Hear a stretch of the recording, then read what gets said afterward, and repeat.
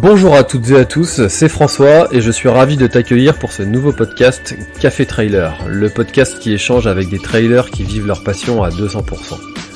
Le but de ce podcast est de te partager leur histoire, leurs secrets, leurs projets et d'en apprendre beaucoup plus sur eux afin que tu en tires un maximum de bénéfices.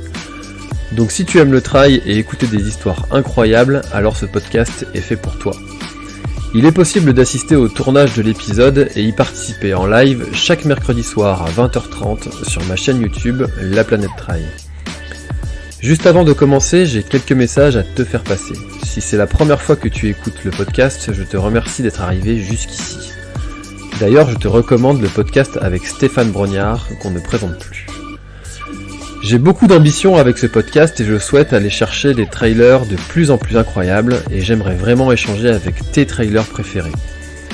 Sache que l'un des meilleurs moyens pour de les convaincre de participer, c'est notamment de leur montrer que vous êtes nombreux à adorer le podcast sur les réseaux sociaux et sur les notes iTunes. Donc si ce n'est pas encore fait, tu peux aller mettre une note sur Apple Podcast ou iTunes, c'est vraiment ce qui m'aide le plus à inciter des trailers connus à venir témoigner. Si tu écoutes plutôt sur Spotify, tu peux très facilement le partager en story sur Instagram, tag-moi et je te repartagerai. J'en profite donc pour rappeler le nom de mon compte Instagram, c'est @laplanètetrail, suis-le et tu y retrouveras entre autres les coulisses du podcast. C'est aussi un excellent moyen de me faire tes retours et de me suggérer des invités. Enfin, j'ai aussi écrit un livre, Comment choisir ses chaussures de trail, que tu peux télécharger gratuitement sur mon site planettrail.com dans l'espace boutique. Maintenant, place à mon invité du jour.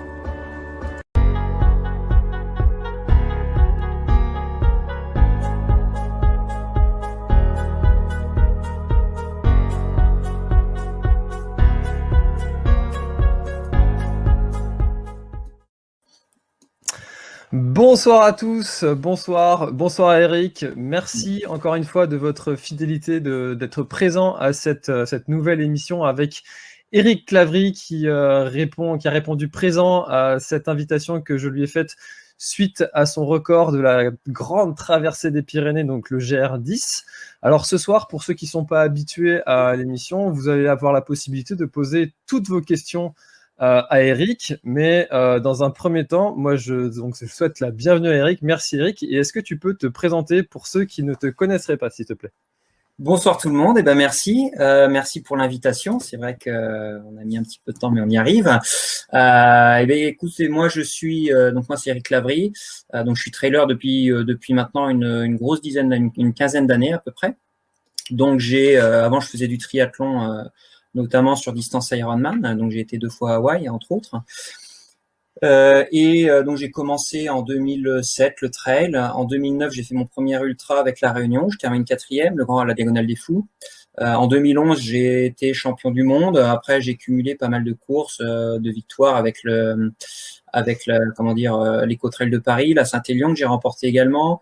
Après, sur Ultra Trail, j'ai fait des belles performances avec une 6e et une 8e place à l'UTMB en 2015 et 2018. J'ai fait aussi les courses à étapes avec une 5e place au Marathon des Sables Maroc et une 3e place au Marathon des Sables Pérou lors de la première édition, qui était sur une semaine.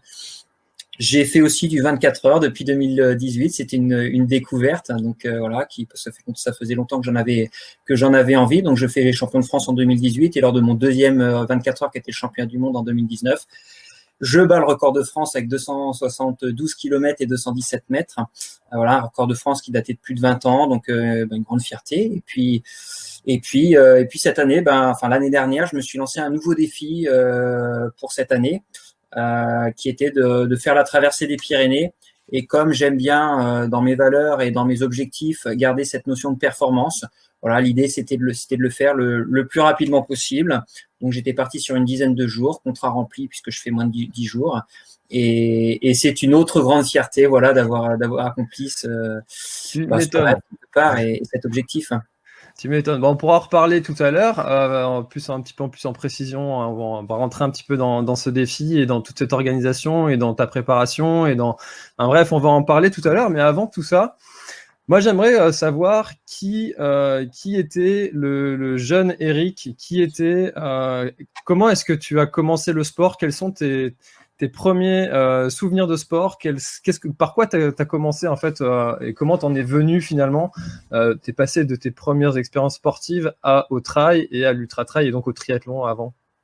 Après, c'est une démarche un peu logique et naturelle en fonction de mon environnement et de mon éducation familiale, puisque mes deux parents sont à la retraite, étaient professeurs d'éducation physique et sportive. Donc voilà, déjà, j'étais un peu bercé dans le sport. En plus, ils pratiquaient l'athlétisme tous les deux. Mon père faisait du décathlon, ma mère du sprint et après du marathon. Et voilà, donc depuis tout petit, j'ai traîné un petit peu sur les stades. D'ailleurs, mon père m'emmenait sur les stades dans son sac de sport. Donc voilà, depuis tout petit, j'étais dans les stades. Après, j'ai fait des courses très rapidement. Je courais avec mes parents et puis dès les premières occasions, je participais à des courses à pied. Donc la course à pied a toujours été mon fil rouge. Puisque j'ai toujours pratiqué. Bon, j'ai fait un petit intermède tennis quelques années, mais sans lâcher la course à pied. Après, me suis tenté au vélo, mais sans succès parce que j'étais pas assez casse-cou pour frotter comme il fallait. Donc, après 2 ans, j'ai arrêté, mais je me suis mis au triathlon à 16 ans. Et là, ça a été pour moi un peu une révélation parce que j'ai toujours pratiqué aussi le vélo comme ça en loisir. Et du coup, je suis venu assez naturellement au triathlon. Et c'est vrai que de par mon éducation, j'ai toujours aussi eu cette fibre d'aventure parce que voilà, avec mes parents, on allait en vacances, on campait, on bivouaquait un peu n'importe où dans la voiture ou autre. On allait randonner en montagne, on faisait pas mal de choses vraiment très nature. Donc cette âme d'aventurier, voilà, traîne depuis longtemps. Et c'est un peu pour ça que je me suis mis dans un premier temps au triathlon parce qu'à l'époque c'était un petit peu l'aventure quand même de se lancer sur l'Ironman et dans les années 2000 et puis après le trail parce que voilà, ça a été aussi un petit peu cette notion d'aventure et puis voilà, c'est un petit peu et là encore plus avec le GR10 qui est vraiment voilà, c'est vraiment ce qui m'attire dans les épreuves sportives. Et tes parents aussi étaient à haut niveau sportif comme toi ou mes parents se débrouillaient bien pour indication. Voilà, ma mère courait le marathon en 3h20, ce qui est tout à fait honnête. Donc elle en a fait 4 ou 5 marathons en 3h20. Donc voilà, c'est tout à fait honnête. Mon père était lanceur de javelot et décathlonien avec un record de Basse-Normandie au décathlon en vétéran. Voilà, donc il avait quand même un bon niveau de performance. Après, c'était pas forcément dans l'élite, mais c'était des très bons niveaux de performance déjà. D'accord. Donc toi, ce niveau de performance-là, il est arrivé pour toi assez rapidement finalement, ou c'est quelque chose qui est venu sur le tard? Est-ce que dès le départ, en fait, dans les sports que tu pratiquais, tu étais dans le haut du panier, ou est-ce que c'est quelque chose qui est venu avec le long terme? Est-ce que tu dirais en fait que tu as eu des prédispositions dès le départ, ou est-ce que c'est à force de travail que tu as fini par avoir des résultats Les prédispositions, j'y crois effectivement, mais après, je pense que ça, c'est loin de faire tout, bien au contraire. Et plus on va dans l'ultra, moins c'est le cas, je trouve.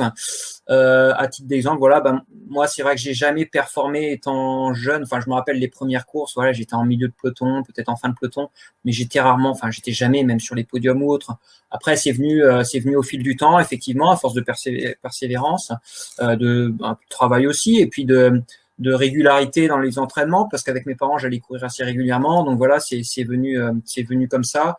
Et puis voilà, ils m'ont aussi beaucoup inculqué cette orientation sur l'ultra parce que quand j'allais courir, même très jeune, voilà, je faisais des tours du lotissement, je me rappelle, je faisais des tours du quartier pendant les vacances et puis j'arrêtais pas de courir pendant une demi-heure alors que j'avais 8 ans ou même 1 heure et voilà, c'est venu naturellement. Donc j'étais pas forcément performant pour le cours à cet âge-là où les distances sont relativement courtes. Par contre, je m'entraînais je développais mes qualités d'endurance quelque part, et ce qui m'a permis ensuite d'être performant sur des épreuves d'endurance comme l'Ironman, comme le trail, puis l'ultra trail et plus encore. D'accord, très bien. Alors, tu ne le sais pas, mais je vais te l'apprendre. En fait, on s'est déjà croisés parce que tu étais sur mon premier trail que j'ai fait, donc qui était le trail du Vignoble. C'est mon tout premier trail sur le Nocturne. Et en fait, à cette époque-là, donc de mémoire, c'était en 2013. Okay. Et donc, toi, tu faisais le 20 plus 40 le lendemain. Et Et moi, à cette époque-là, ça me semblait mais tellement hallucinant de pouvoir faire des choses comme ça parce que voilà, c'était mon premier trail. Là, quand j'ai terminé cette épreuve, j'étais cuit, j'étais au bout de ma vie. Et je me souviens en fait de toi au départ. Et en fait, il y avait toute cette acclamation un petit peu parce que en plus à cette époque-là, tu venais de faire de très belles performances. Alors de mémoire, je te raconte ça de mémoire.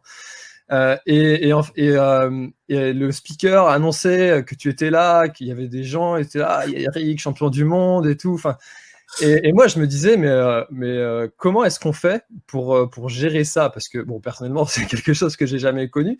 Mais comment est-ce que toi, tu as fait pour gérer ça et ces regards un petit peu quand on revient finalement dans son village natal? Parce que tu es originaire de Normandie, mais tu habites dans le en Loire-Atlantique. Comment est-ce qu'on fait pour gérer cet aspect-là de notoriété, de célébrité? Alors après, faut rien exagérer. Comme je le dis de temps en temps, voilà, je m'appelle pas non plus Kylian Mbappé. Hein, voilà, on reste que dans le petit monde du trail où il faut quand même savoir rester humble un petit peu. Effectivement, chez moi, je suis connu par les trailers. Après, les autres, j'ai même des gens dans ma commune. Bon, maintenant, dans ma commune, ils me connaissent parce qu'il y a quelques articles qui sont parus, notamment après le GR10 ou quelques courses. Mais voilà, je me balade dans le vignoble ou sur Nantes ou quoi que ce soit. Personne ne me connaît. Il faut, voilà, sur les courses, c'est plus naturel parce que c'est des pratiquants, c'est des gens qui s'intéressent. Donc, forcément, voilà, il y a le regard, il y a ce regard-là. Mais c'est pas gênant parce que c'est jamais fait avec méchanceté et quand c'est fait avec bienveillance, voilà, quand c'est des regards bienveillants et sympathiques, c'est toujours très agréable. Et après, bon, j'ai tendance moi à m'entraîner de par ma gestion de l'emploi du temps et tout ça, à m'entraîner relativement seul parce que c'est assez aléatoire dans mes horaires. Et donc, je m'entraîne seul. Enfin, voilà, je vois pas forcément beaucoup de monde non plus. J'ai malheureusement pas forcément l'occasion de beaucoup courir dans la région non plus. Parce que c'est vrai que quand je fais des courses, c'est plutôt des courses de niveau national, international. Enfin, voilà, des courses d'un autre niveau. Alors, j'essaye quand c'est possible de faire des courses locales, enfin, régionales, mais c'est pas forcément toujours évident au vu du planning de la saison. D'autant plus que moi, je suis pas quelqu'un qui court beaucoup. Je suis plus sur la qualité que la quantité.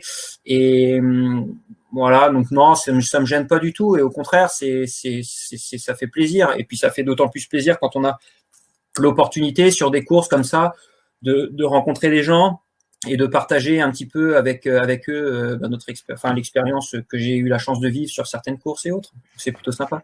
Alors ça, c'est vrai, je pense que ça, ce côté, cet aspect partage et cet aspect rencontre de tous les milieux sociaux différents qu'on peut rencontrer sur les trails, parce que ça, le trail, c'est un sport qui permet ça, de pouvoir être au départ à côté de quelqu'un qui est peut-être avocat, médecin, et puis de voir aussi des gens qui sont plus à des statuts sociaux qui sont similaires aux nôtres. Et ça, c'est vraiment quelque chose que je pense qui va manquer si l'aspect compétition comme ça est amené à être réduit.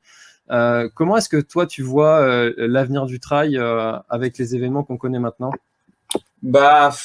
Après, tout va dépendre des conditions qui sont mises en place, quoi. C'est vrai que oui, c'est nécessaire de se protéger, c'est nécessaire de faire tout ça. Après, faut pas vouloir rentrer, je pense, dans la surprotection et dans l'hystérie quelque part, dans la panique, quoi. Et je voudrais pas que ça rentre là-dedans, quoi. Après, non, je pense que ça va dépendre de l'évolution, des circonstances sanitaires, mais il n'y a pas de raison que ça change. Après, il y aura peut-être un petit peu d'évolution, notamment sur le développement, j'entends plus des FKT, des fastest no time, c'est-à-dire des records entre guillemets comme j'ai pu faire sur le GR10 ou comme il y avait sur le GR20 ou sur d'autres trails, enfin sur d'autres traces, pardon, des trucs plus off quoi en fait, officialisés. Peut-être ça sera amené à se développer mais malgré tout, même si on s'oriente pour certains plus là-dessus, il y a moyen quand même de le partager et je pense que ce que j'ai vécu et ce que j'ai essayé de faire vivre en juillet là sur le GR10, quelque part c'en est aussi une démonstration parce que à mon sens je trouve que le partage a été réussi. Alors bien entendu on n'était pas 500 et de toute façon je l'aurais pas souhaité parce qu'effectivement on était encore au niveau sanitaire un peu limite, mais on respectait quand même les distances, tout ça, enfin tout le monde était prudent. Il y avait pas 500 personnes à l'arrivée et tout le monde était prudent, tout le monde était était autonome et respectueux envers des autres en gardant ses distances et tout. Donc, je pense qu'après, c'est plus un acte de chacun de respecter les choses, d'être respectueux de soi-même et des autres, et d'être autonome par rapport à tout ça, quoi. Ah, c'est sûr, à mon avis, c'est vrai que les organisateurs vont devoir trouver des solutions, s'adapter. C'est vrai qu'on voit beaucoup et puis en plus, j'en fais partie aussi des gens qui organisent plutôt des compétitions en off, enfin, compétitions entre guillemets, parce que c'est pas une compétition, voilà. Et je pense que c'est vrai que tout ça, ça va bien s'organiser, se démocratiser, mais je pense qu'il y aura quand même un manque du côté partage qu'on retrouve beaucoup dans le trail, même si sur un off, on a l'occasion de partager avec des gens, mais c'est sûr qu'on partage moins. Enfin, voilà. Alors, pour rappel, pour les gens qui viennent de nous rejoindre et qui ne seraient pas habitués à l'émission, vous pouvez poser toutes vos questions à Eric. Et donc, moi, je les affiche comme ça, hop, à l'écran. Donc là, déjà, on a Bernard qui nous dit « Hello, bonjour Eric, ravi du retour du live du mercredi. » Et oui, donc parce que c'est tous les mercredis, sauf pendant mes vacances, j'ai pas fait de live. Du coup, Bernard qui nous pose une question. Eric, est-ce que tu trouves aujourd'hui ton plaisir dans le toujours plus long ? C'est pas forcément le toujours plus long qui m'attire. C'est d'autres choses, c'est d'autres opportunités. C'est pas, je suis pas sur le toujours plus long et je suis pas à communiquer là-dessus justement parce que quelqu'un qui fait du 10 km et qui s'épanouit sur 10 km, c'est super, quoi. Et il faut surtout pas qu'il change et qu'il veuille aller faire à tout prix un marathon ou un UTMB parce qu'il faut le faire, quoi. Parce que c'est dans la culture de faire ça et que si tu le fais pas, t'es entre guillemets hors circuit, quoi. Non, il faut chacun trouve ça son truc. Moi, en fait, c'est pas forcément le toujours plus long. C'est alors pour le 24 heures, par exemple, puisque j'ai commencé le 24 heures là, en 2018, ça a été mon premier. C'est quelque chose qui me trottait dans la tête depuis 1997, donc ça fait très très très longtemps. Et là, j'ai eu l'opportunité de le faire parce que là, cette saison-là, en fin de saison, j'avais rien de trop de prévu. Donc là, le championnat de France se calait bien, donc je l'ai fait. Là, je fais le GR10, mais là, c'est plus parce que, puis il y a l'âge qui avance aussi. Donc forcément, plus l'âge avance, et plus moi, on est performant sur des distances courtes. Ça, c'est biologique, hein. Et puis, je trouve toujours mon plaisir dans la performance. Et là, du coup, c'est pas une notion de surdistance, c'est une notion d'aventure. Et je suis vraiment plus attiré par l'aventure, comme je le disais en préambule. C'est que moi, l'aventure me fait vraiment vibrer. Et je vais plus là-dedans, je m'éclate sur un truc comme le GR10 parce qu'effectivement, il y a le défi sportif de l'épreuve, mais il y a tout ce qui est préparation. Et avant, c'est 10 mois de préparation, quoi. C'est très, très, c'est intense et important parce que ça permet de réaliser ce qui est fait. Donc, c'est plus le côté aventure qui m'attire que forcément de faire des surdistances, quoi. Alors moi, j'aurais même tendance à accentuer ça. Je pense que c'est même pas 10 mois de préparation, c'est que tout ce que tu as fait avant était finalement une préparation pour cette expérience-là aussi, et que sans toute cette expérience-là que tu as acquérie avant, c'est sûr que c'était 10 mois spécifiques pour cet événement-là, mais enfin voilà, c'est pour dire que s'il suffit pas de faire 10 mois d'entraînement intensif et puis on arrive à faire ce que tu as fait, puisque tout ton bagage derrière, comme tu nous l'as présenté au tout début, ça a dû te servir pour arriver à combattre certaines barrières que tu as dû rencontrer pendant l'épreuve. Complètement. Et je me permets de rebondir juste sur ce que tu dis, parce qu'effectivement, le bagage de toutes ces années, en fait, comme je l'expliquais, j'ai fait du tennis, mais j'ai fait du cyclisme, j'ai fait du duathlon, du triathlon, de l'Ironman, j'ai fait du trail, de l'ultra trail, j'ai fait des courses à étapes, j'ai fait après du 24 heures. En fait, c'est comme un millefeuille. À chaque expérience et opportunité d'une nouvelle expérience, c'est une feuille supplémentaire qui se rajoute, une feuille d'expérience supplémentaire qui se rajoute en termes de préparation mentale, mais en termes aussi d'expérience physique, d'expérience de la gestion de tout ça. Et c'est ce qui permet à terme de réussir, quoi. C'est vraiment à chaque discipline des nouveaux outils qui permettent de s'épanouir et de réussir encore plus, de réussir personnellement. Je parle pas de réussir dans la performance, là, pour le coup, je parle de réussite personnelle. Et c'est ça qui est super intéressant aussi.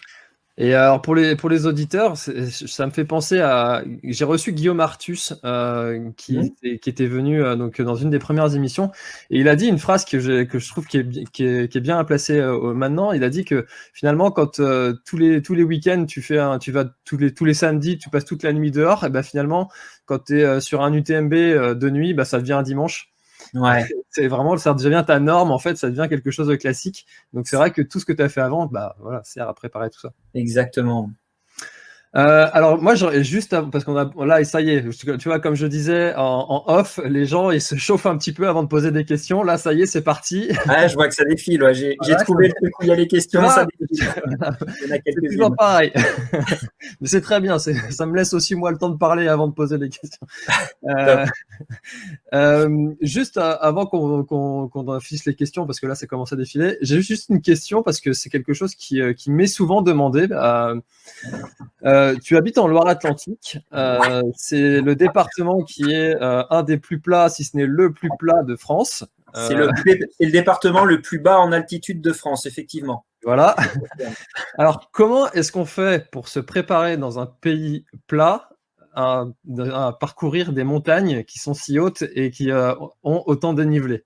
Bah, c'est la question classique, effectivement, que tout le monde, c'est la première question que tout le monde me pose. Mais comment tu fais pour préparer un truc, un UTMB ou un machin, et puis après, en fait, je pars du principe que tout est une question de volonté.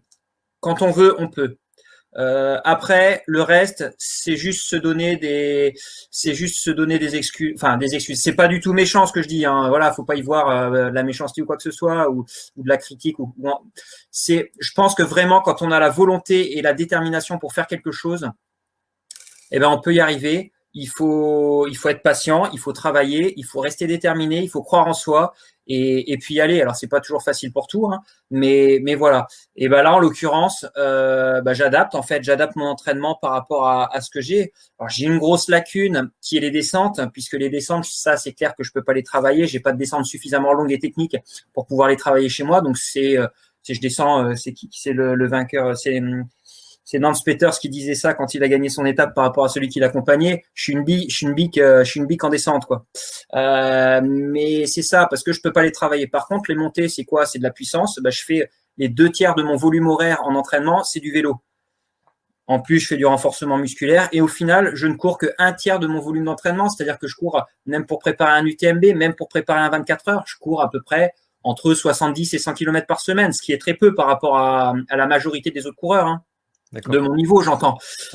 Donc après voilà, il faut adapter. Je fais aussi beaucoup de préparation mentale. Pour un GR10, voilà, beaucoup de préparation du parcours, de la gestion. J'avais notamment contacté Guillaume Artus. Enfin, c'est lui qui m'avait contacté d'ailleurs. On avait échangé, il m'avait beaucoup apporté pour la gestion du sommeil parce que lui, il a l'habitude de ce genre d'expédition entre guillemets un peu plus qu'ultra d'aventure.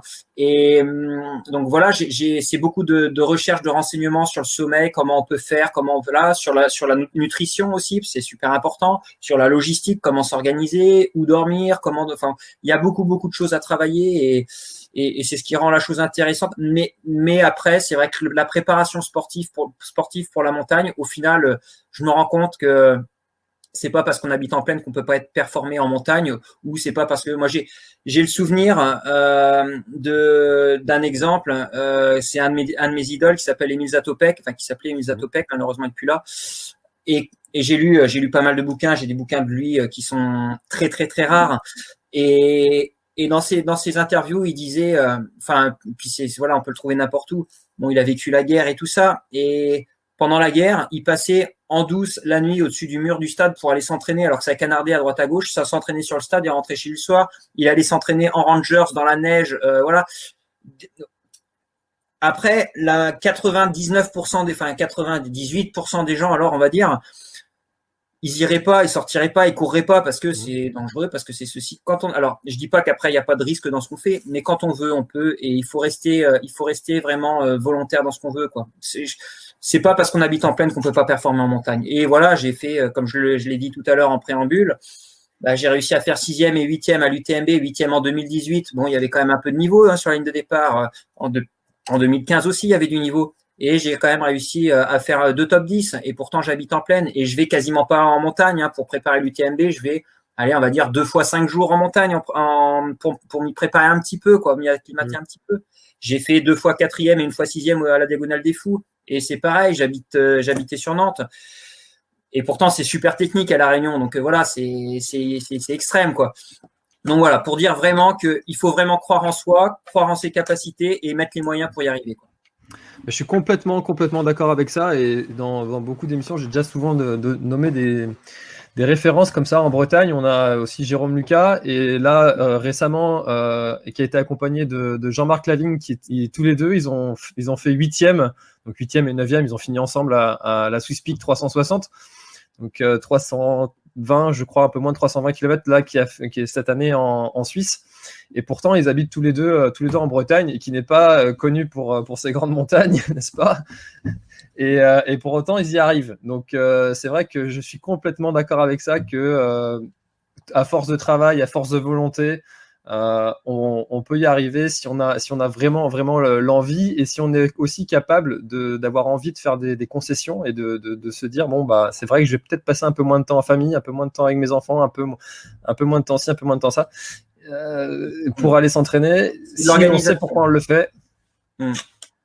Et j'en profite d'ailleurs pour saluer et remercier Jérôme qui est venu m'accompagner pendant 3-4 jours dans les Pyrénées avec le team Méga Club. Voilà, ils sont vraiment venus, ils ont fait un travail de pacer de malade, vraiment, ils ont été exceptionnels sur la traversée, c'était génial. Et du coup, Jérôme m'a accompagné quasiment 3 journées intégrales sur la fin du parcours, donc ça a été vraiment des moments super avec lui. D'accord. Donc pour Jérôme. Ok. Bravo pour sa perf en Suisse sur la pique. On en parlera la semaine prochaine. Alors, pas avec Jérôme, mais avec quelqu'un d'autre. Alors, c'est parti pour les questions. Donc, Aline, bonsoir. Tu dis que tu es dans la qualité plus que la quantité. Comment t'entraînes-tu et combien de fois par semaine?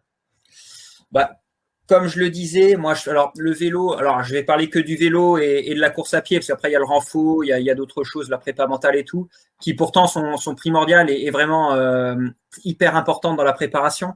Donc je vais parler quand même principalement sportif, donc vélo, course à pied. Vélo, je suis ancien triathlète, c'est-à-dire que je roule, on va dire, entre 300 et 400, je peux rouler jusqu'à 300-400 km par semaine, tout à droite, comme un bourrin et tout en puissance, quoi. Comme un triathlète, voilà, que j'assume avoir été, et voilà. Donc en puissance, donc c'est vraiment le travail de puissance et de volume et de développement de l'endurance, quoi. Et après en course à pied, je fais même pour préparer un UTMB, je fais très très très rarement des sorties de plus de 2 heures, donc très court. Je vais faire, on va dire en moyenne 6 séances par semaine à pied. Donc pour une distance de 70-100 km à peu près, mais, hebdomadaire. Et dans ces 6 séances moyennes, je vais faire 3 séances de qualité, c'est-à-dire en général, il y a une VMA courte, il y a un travail de côte PMA, et puis un travail de seuil ou d'allure, quoi. Et après, c'est du footing de régénération classique. Donc globalement, c'est la trame très globale de mon entraînement. D'accord, donc il y a beaucoup quand même, tu axes beaucoup quand même sur le vélo. C'est Antoine Guillon aussi qui fait beaucoup ça, et qui recommande ça. Et c'est vrai que ça, c'est quelque chose qu'on entend souvent, l'entraînement croisé. Ça se développe énormément depuis quelques années, effectivement. Ouais. Bah, va falloir que je m'y mette. Eh oui, il n'y a pas de secret. Même pas les voitures. Très très bonne question, Aline, parce que ça c'est quelque chose qui revient souvent aussi quand est-ce que tu as su que tu étais prêt pour un ultra? On n'est pas prêt pour un ultra. C'est hyper dur comme question. Ouais. Pour exemple, à 9 ans et 6 mois jour pour jour, mon père il entraînait un groupe de jogging, mais c'est culturel, c'est éducatif en fait. Comme je le disais tout à l'heure, on allait courir 1 heure, 1 heure et demie dans la forêt alors que j'avais 8 ans, 7 ans, 8 ans. On allait courir sur la plage. Je me rappelle l'été sur la Palmyre, mes parents ils me lâchaient au phare et puis je faisais 4 km 5 pour rentrer à la maison sur la plage, quoi. Donc et ça, j'avais 8-9 ans. Donc déjà, il faut les parents qui laissent leur enfant partir comme ça tout seul, quoi. Donc c'est vraiment une culture. Donc mon père, comme je disais, a entraîné un club de jogging, et à 9 ans et demi, tous les ans, il faisait un test d'1 heure sur piste. Et donc il leur faisait faire un test d'1 heure pour se caler, pour voir un petit peu leur évolution, et puis pour faire un petit test. Et une année, donc j'avais 9 ans et demi, il me propose le soir, tiens, ça te dit de venir faire le test? J'avais 9 ans et demi. Déjà, il faut trouver le père qui va proposer à son fils de 9 ans et demi de faire 1 heure sur piste. Et moi, il m'a proposé, il m'a pas imposé du tout. Donc j'ai dit oui, notamment j'ai dit oui, parce que pour moi déjà c'était un peu culturel d'aller courir comme ça des heures, et voilà. Et j'avais fait en plus une belle perf, parce que j'avais fait 11 km 420 en 1 heure à 9 ans et demi. Donc, c'est pas mal. Enfin, c'est pareil, maintenant, j'en suis assez fier. À l'époque, je me rendais pas du tout compte. Même si ça me faisait plaisir de faire mieux que les joggers qui étaient dans le club, c'était assez rigolo. Mais voilà, après, être prêt, j'ai toujours été attiré par ça parce que j'ai eu l'éducation qui m'a poussé vers ça. Quand on allait faire, je sais pas, dès que j'avais à partir de 2-3 ans, enfin oui, à partir de 3 ans, j'ai des photos, on allait faire des randos de 2-3 jours dans les Pyrénées avec des bivouacs en montagne, quoi. Ça contribue à cette démarche d'être pas prêt plus ou moins pour l'ultra. En fait, ça vient naturellement, ça vient avec l'éducation surtout, quoi. Ouais, donc finalement, en fait, toi, c'est devenu presque une évolution logique, sans même te poser de questions, d'augmenter les distances comme ça, un petit peu progressivement. Et puis 50, 80, 100, 170, voilà, c'est devenu C'est peut-être le goût de l'aventure. En fait, quoi. c'est pas le goût d'allonger les distances, c'est le goût d'aller à l'aventure et de se découvrir aussi dans des nouvelles disciplines. Ouais. Mais je m'éclate autant. Excuse-moi, je te coupe, mais j'ai un copain qui ça m'avait fait rire sa réflexion par rapport à moi. C'est Romuald de Pape, donc voilà, un très bon coureur, et qui m'a dit un jour, on avait fait le trail d'Erquy entre Landes et Bruyères en Bretagne, et à la fin, il était vraiment le couteau suisse de la course à pied. C'est vrai que je fais du 10 km, je fais du cross l'hiver. Où je suis pas dans les meilleurs parce que c'est très rapide, mais je me débrouille pas trop mal quand même. 10 km, bon, encore pendant le confinement, j'en ai fait un sur une boucle d'1 kilomètre là à côté de chez moi pour rester dans la zone. Je l'ai fait en 33-10 tout seul avec du vent. C'était plutôt pas mal. Et je fais le GR10 qui fait 900 bornes où ça marche plutôt bien. En fait, j'ai une palette qui est hyper grande et c'est vrai que ça fait assez sourire. Mais je m'éclate dans tout ce qui touche à la course à pied. En fait, c'est vraiment mon fil rouge, c'est vraiment la course à pied. Après, c'est juste des expériences et des opportunités qui se présentent. C'est surtout ça. D'accord. Alors justement, en fait, moi j'ai une question aussi par rapport à parce que tu emploies souvent le mot aventure. C'est quelque chose qui revient souvent là dans ton discours. Et à partir de quel moment est-ce que tu penses qu'on passe plus dans la catégorie trail, mais on passe à la catégorie aventure? Je dirais à partir du moment où, après, je pense que la notion est très personnelle, c'est quelque chose qui est pas définissable, quoi. C'est à partir du moment où on s'engage sur quelque chose qu'on connaît pas où on connaît pas spécialement comment ça va se passer, quoi. Mais pour moi, en tout cas, clairement, on me demande souvent c'est quoi ton prochain défi, c'est le GR20, c'est ceci. Pour moi, le GR20, c'est pas une aventure parce que le GR20 c'est plus assimilable à un UTMB. Un UTMB c'est la course d'un jour, un jour où enfin il y a un départ, une arrivée et puis on dort pas ou enfin nous on dort pas en tête. Après on dort très peu même quand on est en milieu voire en fin de peloton. Et ça c'est la course d'un jour, quoi. Alors ça peut être une aventure si on s'engage. Moi ma première diagonale des fous c'était une aventure. Je me présentais sur le départ, moi je partais pour une aventure, je m'étais pas mis de stress, enfin je m'étais pas mis de stress, non, moi c'était de l'excitation, quoi. Et après maintenant c'est plus pour moi des courses de plusieurs jours où il y a vraiment toute une organisation derrière, une gestion autre que la gestion de l'effort. Il y a une gestion du sommeil, où il y a une gestion de l'alimentation, même si ça se retrouve aussi sur des UTMB, mais là c'est une gestion qui doit être vraiment organisé, prévu et calé bien en amont parce que là, moi, sur le GR10, je dormais pas n'importe où, quoi. J'avais préparé qu'il fallait que je dorme à telle place parce qu'on dormait mieux en vallée quand on dort mieux en basse altitude qu'en haute altitude. Je dormirais mieux dans un camping-car que dans un refuge. Je bénéficiais en plus de mon assurance. Voilà, c'est vraiment l'organisation. En fait, ouais, aventure, expédition, quoi, quelque part. C'est dans la globalité du truc, quoi. L'organisation globale qui fait que ça devient une aventure.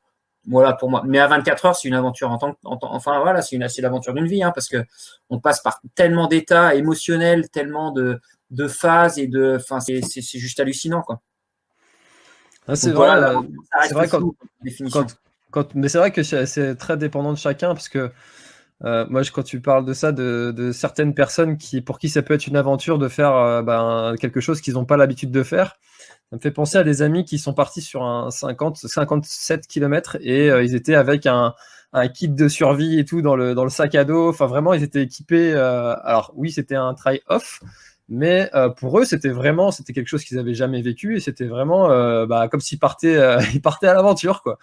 Et donc ouais, c'est très vrai. Ouais, j'avais pas pour moi la notion d'aventure, c'était à partir du moment où chaque jour en fait pourrait se répéter à l'infini, parce que quand tu arrives à un certain moment, en fait, quand tu es sur un trail qui va être par exemple un UTMB ou plus court, tu peux manger des choses que tu vas pas forcément manger chez toi tous les jours, etc.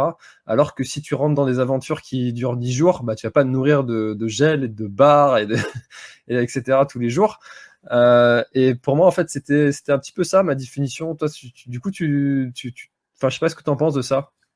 C'est comme je te dis, c'est propre à chacun. Moi, j'aurais d'autres critères parce que c'est vrai que la nutrition, tu vois, sur le GR10, j'ai mangé des repas normaux.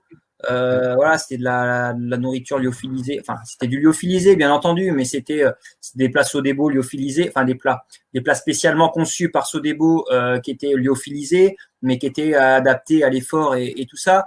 Voilà, c'est des plats que Thomas Coville, le navigateur, utilise notamment. Mais c'était des repas somme toute assez classiques. Après, c'est vrai que je mangeais 5 fois par jour, quoi. Mais enfin, je faisais au moins 5 repas par jour, sans compter les encas en col et tout ça. Donc c'est vrai que je mangeais pas mal. Donc je donne déjà la réponse, peut-être que certains poseront. Non, je n'ai pas perdu de poids à la fin de mon GR10. C'est vrai que j'ai bien mangé. Mais et puis après, c'est vrai qu'on fait de l'œdème. Enfin, on stocke de l'eau, on prend de la masse musculaire et autres, mais ça c'est autre chose. Mais voilà, après, non, c'est vraiment propre à chacun. Moi, la nourriture, ouais, non, c'est pas spécial. Moi, après, c'est vrai que là, la particularité, c'était que moi qui dors normalement 8 heures par nuit, là, sur le GR10, il a fallu que je fasse 900 bornes en l'occurrence en 9 jours et 9 heures, en dormant 4 heures par jour. Pour moi, c'était ma grosse crainte au début, quoi. Comment est-ce que tu faisais? Tu faisais ça en 4 heures non-stop ou c'était découpé en… Non, 4 heures non-stop, ouais. 4 heures, alors, c'était pas tout à fait ça. Je faisais 4 heures non-stop et je rajoutais une sieste de 25 minutes pendant la journée pour complémenter un petit peu la nuit et voilà, pour repartir encore mieux après. Mais voilà, moi, dormir 4 heures par jour en faisant 95 bornes et 5500 mètres de dénivelé quotidien, pour moi, je savais que je pouvais le faire, mais je l'avais jamais fait, quoi. C'est surtout, moi, ce qui m'inquiétait beaucoup, c'était surtout par rapport à cette notion de sommeil. Parce que, comme je le dis, moi, j'ai besoin de dormir 8 heures par jour. Pour moi, dormir 4 heures par jour, mais c'est intenable. Mais le corps et le mental s'adaptent. C'est exceptionnel. Et justement, tu parlais de Thomas Coville. J'ai écouté un podcast de lui, donc sur le podcast Extraterrien. Je crois que je le recommande à chaque émission que je le fais, en fait, ce podcast. Et j'ai écouté donc du coup Thomas Coville, qui est un très très grand navigateur pour ceux qui ne le connaîtraient pas. Est-ce que tu t'es inspiré ou tu as échangé peut-être avec des navigateurs au sujet du sommeil ou avant de partir sur cette aventure? Avec Thomas, ouais, j'ai échangé. Il est sur le Maxi Trimaran Sodebo, donc c'est pour ça que voilà, j'ai pu faire sa connaissance et échanger avec lui. Mais j'ai notamment échangé, comme on le disait tout à l'heure, avec Guillaume Artus sur le sommeil. J'ai échangé avec des coureurs qui ont fait la Transpyrénéa à l'époque. Qui m'ont donné des conseils en or, hein, et c'est en échangeant et ça m'a permis de me rassurer parce que j'ai vu que potentiellement c'était faisable. Si quelqu'un d'autre y arrive, je vois pas pourquoi moi j'y arriverais pas. Je pars de ce principe-là. Donc voilà, s'il y en a qui arrivent à faire la traversée des Pyrénées en dormant 4 heures par nuit, par jour, je vois pas pourquoi j'y arriverais pas. Donc déjà, et après, comme je le dis, je bosse énormément sur le mental et ça, pour le coup, c'est vraiment principalement mental, quoi. C'est-à-dire, faut pas se mettre de barrière, quoi. Faut pas se mettre de barrière et commencer à se dire, ça va être compliqué, machin. C'est pour moi le mur des 3 heures au marathon ou le mur du 30e kilomètre ou la barrière des 4 heures. En fait, à partir du moment où on emploie cette terminologie, mur, barrière, barre, c'est déjà qu'on se met une limite. Parce qu'un mur et une barrière, par définition, c'est pas franchissable. Sauf ceux qui font du 3000 steeple. Non, mais sinon, c'est pas franchissable. Donc, à partir du moment où on se dit, je vais passer sous la barre des 3 heures au marathon, non, on passe pas sous une barre, quoi. Je vais faire 2h50, je vais faire 2h55, mais je vais pas passer sous la barre des 3 heures au marathon. Point. C'est ça, mais c'est comme ça qu'il faut le voir.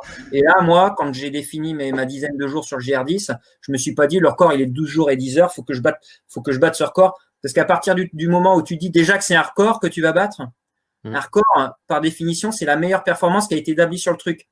Là, tu vas commencer même inconsciemment, ça va te faire cogiter à te dire, il y a personne qui est passé là-dessous. Je peux pas passer dessous, quoi, parce qu'il y a personne d'autre que le gars qui l'a fait qui est passé dessous. Moi, j'ai même pas pensé au record, quoi. Moi, je voulais faire 10 jours, c'est tout. Je suis parti sur mes 10 jours. Et le reste, ce qui existait déjà, je m'en fiche complètement. Et c'est pour ça, quand je pars sur une course, quelle qu'elle soit, que ce soit l'UTMB ou tout ça, je regarde jamais les start lists, je regarde jamais le pédigré des autres coureurs qui s'alignent. Je m'en fiche de tout ça. Moi, je pars par rapport à ce que je pense pouvoir valoir par rapport à mon potentiel, en étant confiant par rapport à ça. Et je pense que je pense que dans un certain point, c'est ce qui me permet de performer. En plus de effectivement mon passé, toute mon éducation et tout ce que j'ai vécu avant, quoi, mon entraînement. Mais c'est vrai que ça, c'est quelque chose que j'ai souvent constaté, que au final, tu prévois en fait un certain temps que tu vas mettre sur un trail, même un trail qui est plus court. Tu te dis, tiens, je regarde à peu près le classement, je regarde ce que j'ai l'habitude de faire. Normalement, je devrais mettre à peu près tant. Et très souvent, tu tombes alors à un quart d'heure près, hein, forcément, on n'est pas tous des métronomes, mais tu tombes à peu près dans ce créneau-là. Et du coup, je me suis dit cet été, mais si je me disais mentalement avant, allez, je mets 1 heure de moins que ce qui est prévu, je vais terminer dans les 100 premiers, alors que c'est très challengeant finalement pour moi, est-ce que ça changerait quelque chose? Et ça, c'est quelque chose que j'ai envie d'essayer sur le prochain officiel que je vais faire. Et je pense vraiment vrai que cette barrière mentale du coup qu'on se met, et ça peut jouer un petit peu, du moins dans la balance. C'est des pensées limitantes, ou non limitantes, enfin voilà, ou facilitantes. Mais il faut rentrer dans des pensées facilitantes et non pas dans des pensées limitantes. Et quand on se met barrière, tout ça. Après, si tu vises 1 heure de moins que ce que tu pensais faire, enfin que ce que tu aurais mis en temps normal, tu vas partir sur 1 heure de moins. Peut-être que tu le feras pas. Peut-être que tu vas faire qu'une demi-heure de moins. Mais déjà, tu auras gagné une demi-heure par rapport à ce que tu pensais faire. C'est énorme. Moi, si je pense vouloir faire 10 jours sur les Pyrénées, là, j'ai réussi. Voilà, j'ai réussi parce que les conditions météo, enfin, j'ai vraiment eu aussi un peu de chance. J'ai vraiment eu une bonne équipe. Enfin, tout a été pour que je fasse ce temps-là. Mais j'aurais mis 11 jours et demi. J'aurais mis 2 jours de plus. Eh ben ouais, peut-être que ça l'aurait pas fait. Je pense que j'étais un peu déçu parce que j'aurais pas atteint mon objectif de 10 jours, mais j'aurais quand même eu le record. Bien sûr. Bien sûr. Donc, voilà. Bah oui, c'est pour ça que tu t'es mis un objectif challengeant. Il faut pas, un objectif challengeant et réalisable quand même. Enfin, réalisable par rapport à ce qu'on pense pouvoir faire potentiellement, chacun. Mais il faut pas rentrer dans dans ce tort de vouloir trop regarder les autres, quoi. De trop vouloir se comparer aux autres. Il faut vraiment être soi-même et avoir l'intention de faire ce qu'on pense pouvoir faire. Voilà. C'est Stéphane Brognard qui disait que dans une autre des émissions que si le pilote de la Clio il était déjà à l'arrivée, comment est-ce qu'il allait conduire le bonhomme qui doit aller à l'arrivée?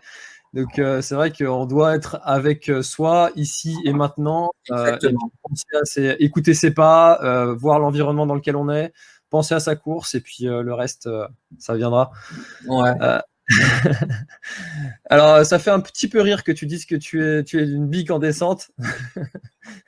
par rapport à d'autres, c'est vrai que tu dois quand même pas être parmi les plus mauvais. Ah, tout est relatif. Quand je dis ça, c'est par rapport à ceux qui ont mon niveau de performance. Je suis une bille. Enfin, on a tous nos points forts et nos points faibles, de toute façon. Ou nos axes d'amélioration, n'est-ce pas, comme on dit. C'est des axes d'amélioration, effectivement. Alors, il y a Flore qui nous demande si tu as une anecdote à nous raconter sur ce GR10, quelque chose peut-être qui aurait été un petit peu original, un petit peu marrant. Alors, j'imagine que tu en as forcément vécu. Et quel est l'endroit le plus waouh que tu aies vu dans nos belles Pyrénées? La deuxième question, j'y répondrai pas parce que tout était magnifique. Tout était différent, mais tout était splendide, franchement. Et il n'y a pas un endroit à acheter. Franchement, il n'y a vraiment pas un endroit à acheter. Alors, il y en a que j'ai mieux vécu que d'autres parce qu'il y en a que j'aime vraiment pas. Enfin, par exemple, le Tour du Canigou, moi qui n'aime pas les cailloux, là-bas, c'est des éboulis. Enfin, franchement, c'était atroce pour moi. Mais c'était magnifique malgré tout. Mais je l'ai mal vécu parce qu'en plus, je me suis foulé la cheville et après, pendant 8 jours, j'ai eu une cheville comme ça, quoi. Mais non, tout était beau. Après, une anecdote à vous raconter, il y en a tellement. Ça va pas être spécialement marrant, mais c'est peut-être une des plus belles anecdotes, un des plus beaux moments humains qui me fait tellement plaisir parce que c'est vraiment à cœur gros comme ça. Alors, il y en a eu plusieurs. Hein. Il y en a eu Pasra qui va me chercher un coca, des gars que je connaissais pas spécialement qui m'attendent en pleine montagne avec une canette de coca parce qu'ils ont vu sur les vidéos Facebook que j'arrêtais pas de boire du coca et du coup ils arrivent à 3 heures de leur voiture avec leur coca, ils m'attendent sur le milieu du chemin, enfin, des trucs fabuleux. Mais au milieu de l'Ariège, alors l'Ariège Je vais pas offenser les Ariégeois parce qu'ils en sont fiers. L'Ariège est quand même assez reculé, pour pas dire paumé. On n'a pas de réseau, on n'a rien là-bas. Voilà. Et je suis arrivé dans un hameau qui était paumé au milieu de l'Ariège, qui elle-même est paumée. Imaginez le truc. J'étais avec notamment un Florian et puis Nico Darmaillac qui organise normalement la Skyrun qui devait avoir lieu ce week-end mais qui ne va pas avoir lieu à cause des conditions, malheureusement. Et là, on arrive dans un hameau, il y avait 3 maisons. Et puis, on n'avait plus d'eau, il faisait très très chaud, une chaleur à crever. On avait 4 km plus loin, il y avait notre ravito, enfin il y avait mon ravito qui m'attendait, mais c'était 4 km plus loin, il faisait vraiment très chaud. Et là, Florian, il va trouver un robinet, pas d'eau au robinet. Il y a un jeune qui débarque, il dit vous voulez de l'eau? Il nous prend toutes nos bidons et tout ça. Il va le remplir. Pendant ce temps-là, il y a un papy qui arrive. Il dit vous voulez manger quelque chose? Ouais, on a vu qu'il y avait une auberge ou un truc comme ça. Faut aller là-haut, monter. Et puis il y a la dame, la vieille dame qui était là-haut. Mais montez, venez à l'ombre. Donc Nico monte et tout. Et puis au final, se trouvait que c'était pas forcément un refuge ou autre, c'était juste des privés. Donc bon, Nico il redescend, on continue à parler avec le papy. Et là, on voit une jeune fille, une petite blondinette qui devait avoir 8 ans, qui descend les escaliers avec à la main une assiette. Et dans cette assiette, plein de tranches de pastèques bien fraîches qui sortaient du frigo. Je vous laisse imaginer quand on est en plein Cagnac, il fait hyper chaud, à voir ça. Et la petite fille, elle nous donne ça. Et donc, nous, on était 4 à ce moment-là. On frue, on dégomme, on dévalise, on se goinfre de ces pastèques. J'ai pas d'autres mots. Et voilà, en 2 minutes, il n'y a plus de pastèques dans l'assiette. C'est un oasis dans le désert, ton histoire. Mais carrément, mais c'est vraiment ça, c'est le mirage, quoi. Et là, on les remercie et tout. Et en fait, on apprend en repartant que c'était l'entrée de leur repas personnel, quoi, qu'ils nous avaient offert. La petite fille qui nous apporte ça. Enfin, c'est une bienveillance, une gentillesse qui est vraiment juste exceptionnelle, quoi, et qui fait tellement chaud au cœur. J'en ai encore la chair de poule rien que d'y penser. Je l'ai aussi. Franchement, c'était et moi, je suis super heureux d'avoir vécu cette expérience-là parce que c'est pour ça aussi que je voulais pour vivre ce genre d'expérience qu'on fait ça, quoi. Et surtout avec la fatigue, avec la chaleur. Quand là, j'en étais peut-être je devais être au milieu du 3e jour. Et j'étais commençais à être un peu fatigué quand même, le bonhomme. Et enfin ouais, c'est juste fabuleux. Et des exemples comme ça, il y en a tout le long du chemin. Et donc c'est pour ça ça c'est une anecdote, mais des souvenirs comme ça, c'est tout au long c'est pendant 900 km, enfin 887 km que c'est comme ça, quoi. C'est super. Mais c'est vrai que c'est hyper inspirant ce que tu racontes parce que même, et ça c'est quelque chose qui du coup me rassure parce que même quand on est dans un cadre ultra préparé comme ce que tu as fait, enfin c'est quand même très structuré ce que tu as organisé, ça doit être beaucoup de travail d'organisation, de préparation, on change les plans, etc. Et du moins pour battre un record comme ça, enfin voilà, ça demande de la préparation et de l'organisation, surtout quand on n'est pas que tout seul. Il y a des gens qui nous accompagnent pour le faire. Donc, et malgré tout, on arrive quand même à avoir ces histoires parce que quand on part comme ça à l'aventure, on dit toujours que les réponses viennent en chemin. On ne sait pas forcément toujours comment ça va se passer, comment on va s'organiser pour contrebalancer des fois des petites galères qu'on a. Et pour autant, les réponses viennent toujours en chemin. On arrive toujours à se débrouiller, à se sortir de galères qui seraient vraiment si on se disait je vais cette galère là, mais en fait on a toujours la réponse. Et ça c'est quand même super chouette dans ce genre d'épreuve qui finalement c'est ça qui fait aussi l'intérêt d'aller sur des grosses distances comme ça, parce que sur un trail officiel peut-être qu'on rencontrerait moins ça, du moins sur des traces où il y a beaucoup de monde. Et ça me fait penser un petit peu, pour revenir à la définition de l'aventure, je mettrais dans cette définition de l'aventure un terme qui est quand même hyper important, je trouve, pour moi en tout cas, c'est l'adaptabilité. À partir du moment où on fait rentrer de l'adaptabilité dans une épreuve, pour moi déjà on commence à être dans de l'aventure parce que on est obligé de s'adapter aux conditions qu'on a. C'est pas quelque chose qui est forcément tout chronométré, même si là, avec toute la préparation que j'ai fait sur ce truc-là, forcément de l'adaptabilité, il y en a eu 10, 20 fois par jour, quoi. Il a fallu que je m'adapte aux circonstances. Et ça, c'est important. Et pour en revenir au chemin, comme tu disais, je serais même tenté de dire maintenant que le record, peu importe. Et c'est pas ce que je retiens, en fait, de l'aventure, moi. Moi, ce que je retiens, c'est tous ces moments-là. Alors, effectivement, les paysages, parce qu'en plus, quand on est dans l'effort physique intense, comme je l'ai vécu, les paysages, ils ont toujours une saveur bien plus importante. Et surtout, on voit un coucher ou un lever de soleil en pleine montagne, où on voit des paysages superbes, des lacs et tout. Ça a une saveur vachement décuplée, mais Mais en plus, quand on a des rencontres comme ça, franchement, après, record ou pas, ça reste anecdotique au final. Franchement, de toute façon, le record, c'est les autres qui vont le retenir parce que c'est l'image que les autres vont avoir de toi. Alors que toi, tu as, et ça, c'est pour toi et ça a une valeur qui est complètement inestimable. Comme tu dis, tous ces souvenirs qui sont juste à vivre et même en les racontant, moi, j'ai eu les frissons quand tu me l'as raconté. Mais malgré tout, j'imagine que toi, tu les as eu fois 1000, les frissons. Ouais, donc, et ça, des anecdotes comme ça, c'est hyper valeureux. Enfin voilà, il y a beaucoup de valeur dans ces anecdotes et dans ce vécu. Et puis même, enfin, si on revient sur la notion de record, enfin, sur un truc comme ça, qu'est-ce que ça veut dire record? Alors oui, effectivement, il y a une performance parce que traverser les Pyrénées en moins de 10 jours, oui, c'est beau, j'en suis fier, c'est clair. Mais bon, déjà, les records sont faits pour être battus. Et puis sur un truc comme ça, les conditions, elles sont forcément toujours différentes. Donc, entre celui qui bat ton record et puis même, alors les conditions météo, les conditions même de parcours, parce que le GR10, il évolue. Hein. Moi, il y a des moments où je suis passé sur ma carte, il fallait passer par là. Et il se trouve que les gars, ils étaient en train de enfin, les bénévoles qui s'occupent du GR, ils étaient en train d'effacer les anciennes marques pour faire un autre chemin du GR, quoi. D'accord. C'était après Bolker. Moi, je prends la nouvelle trace parce que je voulais suivre le GR, donc je prends la trace qui venait de tracer, quoi. Donc, c'est en évolution constante. Donc, voilà, on parle de record, mais c'est évolutif. Et puis, moi, j'ai eu l'organisation que j'ai eue. Une autre personne aura une autre organisation parce qu'il aura beaucoup plus de moyens ou, à contrario, il en aura beaucoup moins. Et ça. Donc, voilà, il faut prendre de manière mesurée cette notion de record sur quelque chose comme ça. Déjà, c'est pas des records, c'est des meilleures performances mondiales parce que c'est pas dans les mêmes conditions. Et puis voilà, ça donne une valeur de ce qu'on a fait, mais c'est pas, voilà, il faut le prendre quand même de manière mesurée, quoi. D'accord. Mais c'est vrai que ça, c'est quelque chose dont je parlais avec Sébastien Rachon, avec qui a fait qui est plus dans le mode autonomie complète. Voilà, et c'est vrai que chaque personne qui va s'engager sur une aventure n'aura pas les mêmes conditions. Donc c'est très très juste de souligner ce que tu viens de dire. Ouais, tout à fait. Alors Samedi qui nous demande si tu arrives à gérer ta vie sportive et vie familiale sans frustration. Non, parce que je le vis avec eux.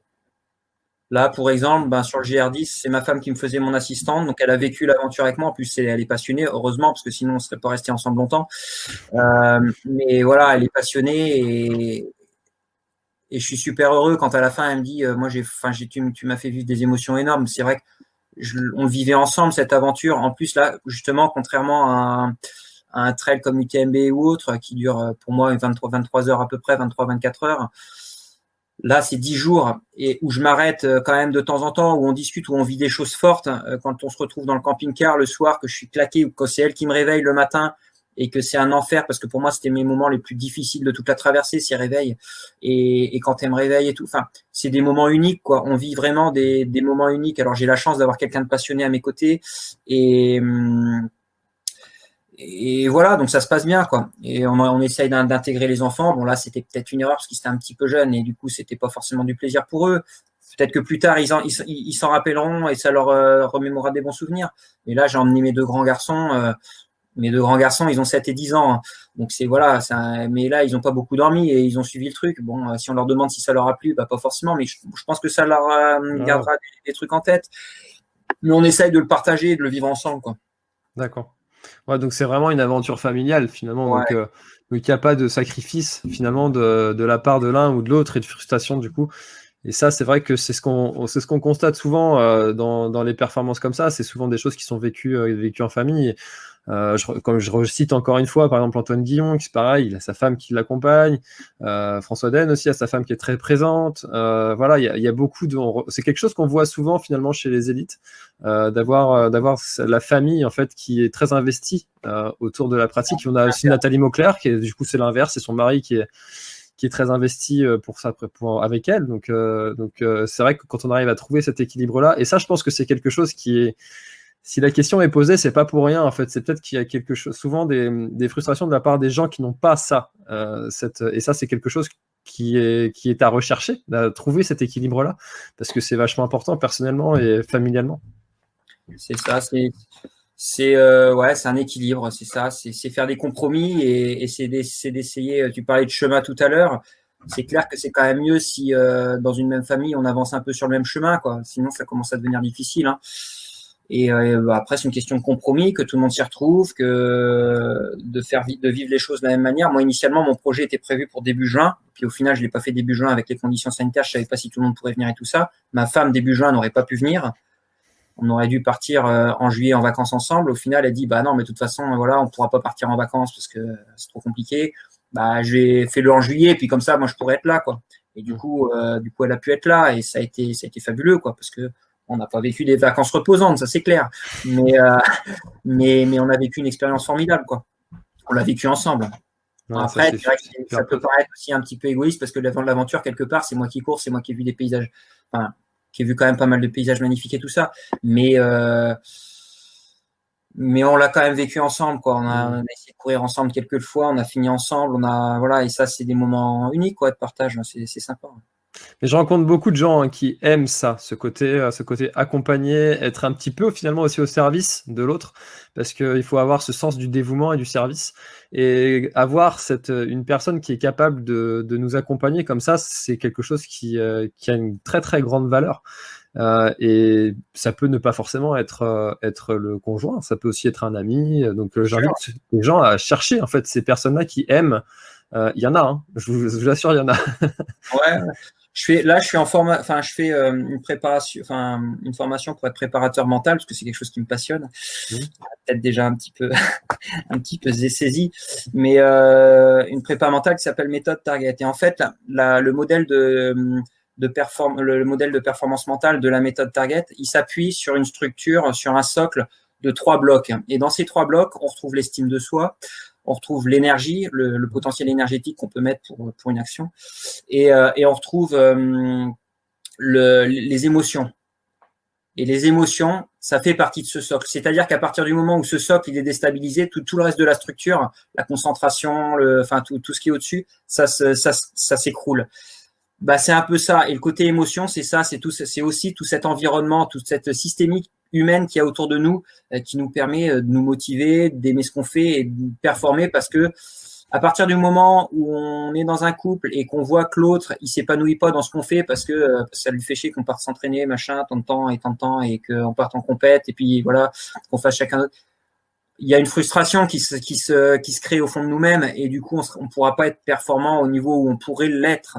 Donc c'est important de trouver cet équilibre, comme tu le disais, global au niveau émotionnel, parce que c'est ce qui contribue. Moi, je sais que ce soit sur 24 heures ou n'importe quelle course, quand j'ai du monde, des amis ou autres qui sont sur la course, mais ça me transcende, mais ça me transcende complètement, quoi. Et si j'ai fait ce temps-là sur le GR10, c'est parce que je l'ai partagé et que j'étais accompagné. Je l'aurais fait tout seul, j'aurais pas eu le même plaisir.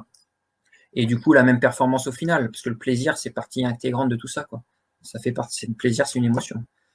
Alors, je suis très content que tu parles de la méthode Target parce que j'ai acheté tous les cahiers de la méthode. Et, je suis en train de le bosser. Ouais, je vois bien le pavé. Et j'ai tous les côtés à bosser. Voilà, il y a un petit peu de boulot et je louche aussi sur la formation qui propose. J'en ai une autre de formation de préparateur mental, mais ça me tente bien quand même d'aller vers chez eux, donc ça met de l'eau dans mon moulin, cette histoire.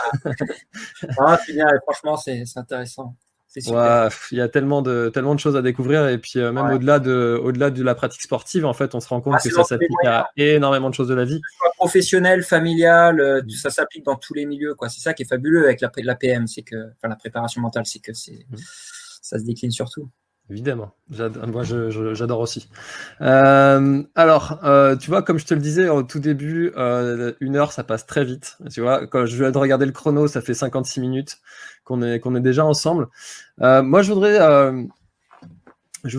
maintenant savoir un petit peu sur ta vie. Du coup, comment est-ce que tu arrives déjà, est-ce que tu vis du trail et quel est ton avis sur comment vivre du trail, en fait. Enfin, pour ceux qui veulent en 2020, parce que c'est un sujet qui est revenu assez récemment dans le milieu de la route, où alors c'est duathlète, je crois, qui a un petit peu protesté sur... Comment ? Benjamin Choquer. C'est ça, exactement. J'avais plus son nom en tête, merci. Un bon copain, il est adorable comme tout. Voilà, il est sélectionné olympique sur marathon d'ailleurs.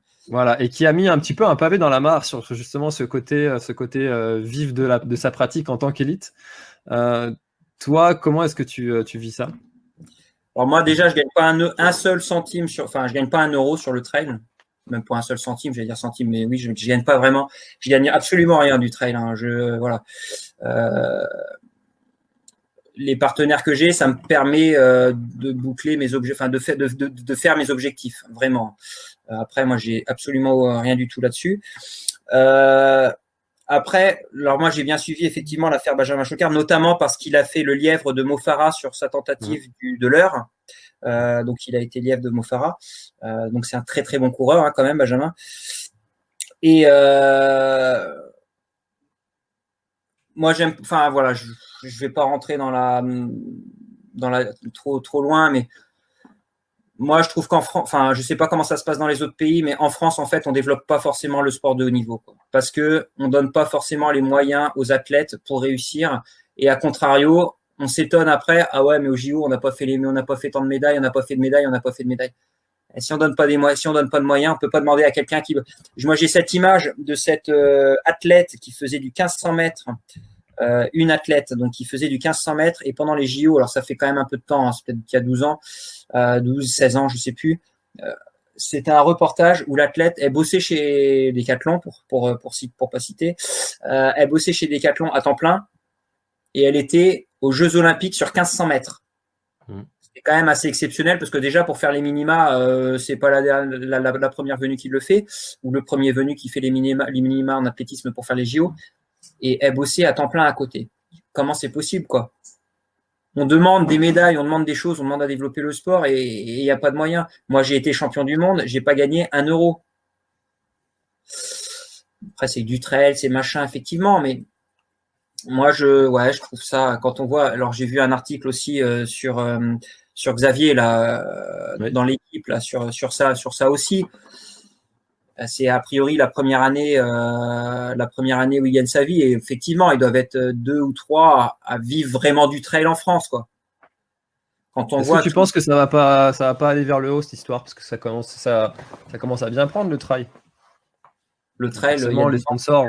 Le trail il y a 10 ans c'était déjà bien pris. Après, je pense que les bénéfices sont peut-être pas répartis de manière homogène. Par rapport à tout le monde, entre les marques, entre les organisateurs, entre tout quoi. Les primes sur les courses. La première fois, parce que ça fait pas entre guillemets partie de l'esprit trail. Mais qu'est-ce que l'esprit trail déjà? Je pense qu'on peut très bien gagner sa vie sur du trail en ayant l'esprit trail. Et il y en a qui gagnent des sous sur le trail. Je pense peut-être à François Daen par exemple, et qui est un très bon ami aussi. Et qui ont certainement plus l'esprit trail que des amateurs qui se disent avoir l'esprit trail. Donc, qu'est-ce que c'est que cette notion d'esprit trail? Je pense que c'est pas un vilain mot que de dire je gagne des sous de ma passion ou d'une chose. À partir du moment où la personne s'investit, à partir du moment où la personne elle bosse pour une marque parce que elle représente une marque et puis qu'elle du coup elle fait vendre des chaussures ou des trucs d'une marque, c'est normal qu'elle soit rétribuée quoi. Enfin, pour moi, c'est tout à fait normal. Sinon, là, pour le coup, je trouve que du point de vue de la marque, c'est un peu gonflé d'encaisser et que l'athlète qui le représente et qui fait sa promotion touche rien, quoi. C'est voilà ou la compétition ou la course qui va avoir un ambassadeur sur une course ou un truc comme ça et puis qui va rien lui donner, qui par contre va encaisser les inscriptions parce qu'elle se sert de l'athlète. Non, enfin pour moi il y a un déséquilibre quelque part. Donc, enfin après c'est juste mon opinion, hein, mais non, je pense qu'il faut être honnête. Après, si la personne elle contribue au développement d'une compétition, au développement d'une marque, au développement de quoi que ce soit, ou qu'elle a une image, voilà. Après c'est toujours pareil. On va se plaindre. Là, je mets encore un plus gros pavé dans la mare. On dit ouais le foot, machin, il gagne des millions. Bah ouais, mais les gars, si tu regardes la télé, c'est grâce à toi qu'il gagne des millions. Hein. Tu regarderais pas la télé, il gagnerait pas des millions. Hein. S'il gagne des millions, c'est parce que ça intéresse des milliards de personnes. Donc voilà, et c'est tout à fait normal qu'il gagne des millions. Enfin, moi, ça me choque. Enfin, ça me choque pas. Je t'en perds mes mots. C'est vrai que gagner des millions quand tu joues au foot et puis tu as d'autres sportifs qui se qui se défoncent autant, voire plus, et qui gagnent zéro, il y a peut-être un déséquilibre aussi. Mais à la fois, les médias, ils sont sur le foot, ils sont pas sur d'autres disciplines. Donc, c'est hyper complexe aussi comme conversation, comme sujet. Donc voilà. Après, non, moi, ça me choque pas que des athlètes gagnent des sous. Moi, perso, j'en gagne pas. Malheureusement, j'aimerais bien. Notamment, j'aimerais bien trouver des sponsors. Je fais un clin d'œil s'il y en a qui sont intéressés pour faire des aventures et pouvoir les faire, parce que les projets que je pourrais avoir en tête, clairement, ils seront viables que si je suis pour le coup professionnel, que si je gagne ma vie là-dessus, parce que là pour le coup déjà la traversée des Pyrénées, pourtant c'est à côté, tout ça, j'ai trouvé des sponsors juste pour mener à bien mon aventure dans des conditions très bonnes, mais après si c'est je prends la Pacific Crest Trail par exemple qui traverse les États-Unis par la Sierra Nevada, donc par la côte ouest sur la chaîne de montagne. Ça, c'est pas 10 jours, c'est 45 jours. Donc, la préparation, elle va avec. Là, pour préparer les Pyrénées, c'est 10 mois de préparation. Effectivement, c'est que 10 jours de course, mais c'est 10 mois de préparation. Et en récup, ça fait 2 mois que c'est fini, j'ai toujours pas récupéré. Hein. Donc, c'est pas le genre de truc qu'on fait tout de suite. Donc là, c'est clair que pour s'engager sur des projets comme ça, il y a pas d'autre. Enfin, pour moi, il n'y a pas d'autre moyen. Quand on va dans un esprit de performance, toujours pareil, et d'optimisation, il n'y a pas d'autre moyen que d'être professionnel. Ou alors, c'est que le gars, il vient pas de terre, quoi. Donc voilà. Moi, j'ai absolument aucun problème. C'est pareil avec l'argent et avec le fait de gagner de l'argent quand on apporte quelque chose à quelqu'un. Et pour moi, en fait, je trouve que c'est incroyable parce que vous apportez justement, comme tu le disais, de la visibilité, mais aussi vous apportez une part de rêve. Vous apportez du rêve aux gens. Ça fait rêver en fait. Et ça, c'est quelque chose qui a énormément de valeur. Et je trouve ça vraiment dommage que vous puissiez pas en vivre en fait de tout ça, parce que ça permettrait de faire encore plus rêver les gens, tu vois, comme tu le dis. Et donc ouais, je suis assez d'accord. Après, il y a voilà, c'est toujours pareil, c'est l'offre, la demande, le marché. Je suis pareil que toi, c'est logique qu'un footballeur gagne autant d'argent parce qu'il y a beaucoup de gens qui vont le regarder, alors qu'un trailer, comme tu le disais au début, toi tu peux traverser la rue dans Nantes, voilà, même si tu as été champion du monde. Alors que Fabien Barthès, il peut pas traverser la rue, quoique peut-être maintenant, mais moi c'est vrai que bien sûr qu'il peut pas lui. Non. Écoute Eric, on arrive à la fin. Alors je suis désolé parce que j'avais beaucoup de choses à te demander. Il y a eu des questions que j'ai pas pu. Vas-y, c'est bon, j'ai encore 10 minutes. Ouais. Ok, ça marche. Alors il y a Floyd qui nous demande si tu as des projets de participer à la Barclay. Est-ce que c'est un type de course qui t'intéresserait? Pourquoi pas? Pourquoi pas? Ouais, ça me plaît. Là pour le coup c'est une aventure parce que là je pense que justement en termes d'adaptation là. Ça a l'air costaud, mais ouais, pourquoi pas. Après, ce qui est le plus contraignant, c'est les modalités pour le faire, quoi. C'est quand même un peu compliqué. Enfin, tout le monde le fait pas. C'est quand même très restreint. Mais oui, carrément. Moi, j'aime bien un peu j'allais être vulgaire, les défis stupides, pour être plus poli. Guillaume disait les défis débiles. Alors. J'allais employer un truc un peu plus vulgaire. Non, mais les trucs qui paraissent stupides, les trucs de fou, un peu fous, quoi. Moi, j'aime bien. Je trouve que c'est sympa. Et puis, Laz, il a un état d'esprit assez sympa, je trouve. Ouais, le personnage. Et puis même les idées, quoi. Les idées qu'il a, ouais, c'est top. C'est top.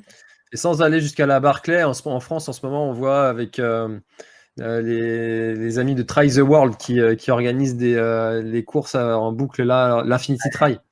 Ça c'est un genre de course qui peut t'intéresser aussi, j'imagine, toi qui es spécialiste de 24 heures. D'ailleurs, ils m'ont proposé d'y participer. Malheureusement, ce week-end-là, c'est en octobre, ça doit être le 17 octobre, je crois, 17-18 octobre. Et malheureusement, c'est on your backyard, je crois, un truc comme ça. C'est ça, ouais. C'est je sais pas, c'est lequel qui est autour de l'île d'Aix. De l'île d'Aix. Ouais, il y a pas un autour d'une île, je sais plus laquelle c'est. Ah, je sais plus, mais non, ça me tenterait bien, ouais, carrément. Ouais, ça me tenterait bien de tenter ça. Je pense que tu serais plutôt compétent en plus là-dedans avec ton expérience. Ouais, c'est possible. C'est possible. Après, j'ai jamais fait, donc je peux pas m'avancer, mais oui, c'est possible. Tac. Alors, On a une autre question. Comment lutter de la meilleure manière contre le sommeil en ultra? C'est mon défaut. Merci et bravo Eric. Merci pour la question. Là, moi, j'ai du mal. Alors, sur UTMB, sur ce genre de course, ma période qui a été difficile, ça l'est moins parce que j'arrive à mentalement notamment le travailler. C'est entre 2h et 5h du matin où j'ai tendance un peu à piquer du nez. Mais j'ai, entre guillemets, l'avantage de pas mettre. Enfin, je mets 23 heures quand je fais un UTMB, quoi, par exemple. Donc, il y en a qui font 2 nuits. Moi, j'en fais qu'une. C'est déjà pas mal une nuit, hein, mais ça passe assez vite au final. On arrive à lutter assez facilement sur le truc. Après, ceux qui font plus de 30 heures, ça commence à devenir costaud. Et là, je suis admiratif. Hein. Il y en a qui font. Voilà, j'ai même une copine là qui avait fait avec sa mère, qui avait fait la diagonale des fous. Elle avait mis 61 heures. Et puis, lors de la remise des récompenses, moi, j'avais fait 4e. Et lors de la remise des récompenses, je me demande, vous avez dormi combien de temps et tout? On a dormi 1h30. Moi, ça me paraît incroyable, quoi. Incroyable. Je suis vraiment stupéfait. Surtout quand je la voyais, elle avait l'air fraîche comme tout, quoi. Bref. Mais non, c'est difficile. Après, là, sur un truc comme le GR10, c'est encore différent parce que je faisais des étapes quotidiennes, donc je passais pas de nuit intégrale dehors, sauf la première, mais qui était similaire à un UTMB globalement.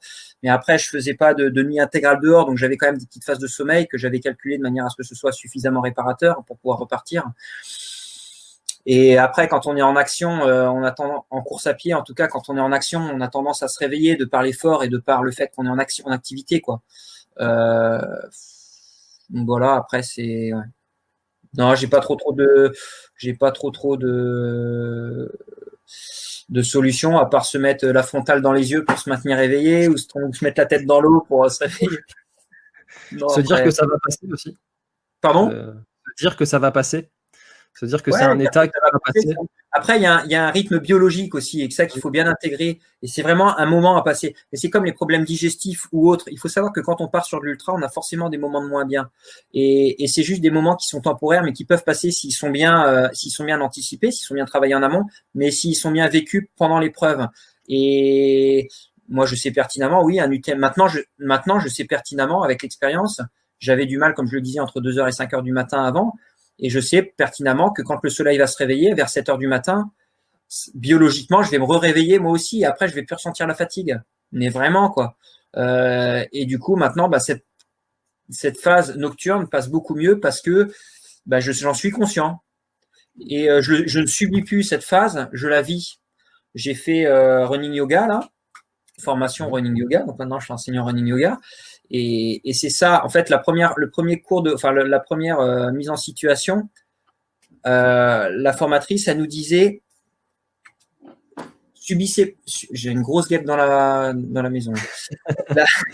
T'as pas dû faire une Kylian Jornet. La formatrice, elle nous disait, ne subissez pas, vivez vos postures. Vivez vos postures. C'est que de la terminologie. C'est comme la barre et le machin et tout, et la barrière et tout ça qu'on disait tout à l'heure. C'est de la terminologie, mais c'est hyper important. Quand on vit une posture, on la subit beaucoup moins parce que on est vraiment dans notre posture et tout ça. Quand on vit la phase où on a sommeil, on la subit plus. C'est une autre façon d'approcher les choses. Donc déjà, mais c'est de la prépa mentale, quoi. C'est pour ça que ça, c'est super important, quoi. Et que je le bosse. Parce que j'ai envie aussi de pouvoir préparer mentalement les gens, parce que c'est dans tous les domaines de la vie, ça peut vraiment nous faire franchir des caps énormes, quoi, énormes. Alors c'est marrant encore ce truc, parce que running yoga, c'est un truc que j'ai vu aussi, et puis je me suis dit que ça devait être forcément intéressant. Non mais vraiment, c'est pas pour rassembler, voilà. Mais c'est. Ouais. Est-ce que moi je me suis dit que j'allais pas y aller parce que le yoga m'attire, c'est une pratique qui m'attire, mais bon, j'ai pas forcément le temps d'aller le faire, j'ai pas vraiment envie d'y passer du temps, mais pour autant ça m'attire. Est-ce que toi tu pratiquais avant d'aller faire cette formation ou pas? Absolument pas, je ne connaissais absolument pas le yoga. D'accord, c'est intéressant. Mais moi je pars du principe que pour être performant dans un truc, je vois une autre question, c'est et jamais de blessure. Ouais. Et j'anticipe, en fait, je pars du principe que, je disais tout à l'heure, je m'entraîne assez peu en course à pied. Ce qui me permet de durer dans le temps, parce que ça fait quand même 35 ans que je cours maintenant, à peu près, j'ai 40 ans. Donc ça fait plus de 35 ans que je cours du coup, et parce que je cours depuis tout petit, ça va faire rire ma femme, et j'arrête pas de le dire. Et si je me blesse pas, c'est vrai que ça fait quand même en course à pied. Bon, j'ai commencé l'Ironman en 2003, donc des volumes d'entraînement depuis 2003 qui sont conséquents, ça fait presque 20 ans. Je me blesse, bien entendu, mais je m'épargne quand même beaucoup parce que je cours assez peu au final en termes de volume de course à pied. C'est la course à pied qui est traumatisante quand même avant tout. Et puis parce que j'essaye de mettre en place d'autres choses, de la prépa mentale, du vélo, du renforcement musculaire, du running yoga, parce que je suis convaincu que le running yoga, j'étais convaincu que ça pouvait apporter beaucoup, parce que j'étais beaucoup dans cette philosophie-là d'apport d'autres disciplines sur l'apport de la course, sur la performance en course à pied. Et moi, donc j'ai commencé la formation début d'année là, mais ça m'a apporté énormément quoi. Et pourtant, on pourrait se dire ouais, mais le gars il a quand même alors c'est sans vouloir me vanter, c'est à chaque fois quand on me cite mon palmarès, toujours parce que je me retourne jamais sur le passé, notamment là-dessus, et à chaque fois c'est vrai que je dis ah ouais quand même je peux être fier de ce que j'ai fait au final. Et on me dit ouais mais avec ce que tu as fait, ça devrait pas t'apporter beaucoup. Si, ça m'a apporté énormément quoi. Là sur le GR10, ça m'a beaucoup apporté quoi, dans la posture, dans la façon de vivre l'effort, dans la prise de conscience de soi, de son corps, et dans tout quoi. C'est fabuleux. C'est fabuleux, ça m'a beaucoup apporté quoi. Et pourtant je pratiquais pas avant, mais ça m'a fait découvrir et franchement c'est super. Dans la prise de conscience de soi. C'est Camille Thierry-Monnier, je sais pas si tu connais, ouais, qui a fait la formation ensemble aussi. Voilà. C'est elle qui m'a fait découvrir ça. C'est grâce à elle que j'ai découvert ce truc-là et puis que j'ai trouvé ça intéressant. Donc, mais je me doutais que tu avais fait la formation avec. Écoute, très bien, Eric. Merci beaucoup pour cet échange. Où est-ce qu'on peut retrouver toutes tes aventures et puis tous tes partages de ce que tu fais, ce que tu peux proposer aussi? Où est-ce qu'on peut te retrouver? Alors déjà sur Facebook, j'ai ma page Facebook là où j'essaye de mettre des trucs régulièrement, qui sont pas. Alors c'est pareil, moi je suis pas professionnel, c'est moi qui mets les choses, c'est pas de la terminologie bien définie que je mets. Moi je livre, je mets les trucs comme ça vient et j'essaie de partager sans restriction de communication en me disant ça va là. Et puis donc c'est moi sur ma page Facebook et sur mon site internet donc qui est tout simple, c'est www.ericlavry.com, donc c'est tout. Et puis là il y a pas mal de choses. J'essaye quand je peux de mettre des récits de course et tout ça. Là, j'ai bien avancé mon récit du GR10. Je vais essayer dans ce domaine-là d'essayer de publier elle est vraiment grosse cette gaffe. Essayer de publier un compte rendu illustré parce que ma mère dessine beaucoup, a suivi l'aventure, donc elle me fait beaucoup de dessins. Elle en est à une quarantaine maintenant. Et l'idée, c'est de faire une page d'illustration, une page de compte rendu et d'essayer de produire un truc comme ça pour partager cette aventure d'une autre manière. Et puis voilà quoi. Celle qui a fait les dessins derrière toi peut-être? Non, alors oui, elle en a fait. Non, là, elle en a pas fait là pour le coup. Non, c'est des copines, c'est ma tante, c'est des copines du lycée, donc ça date. Ça date. Famille d'artistes alors.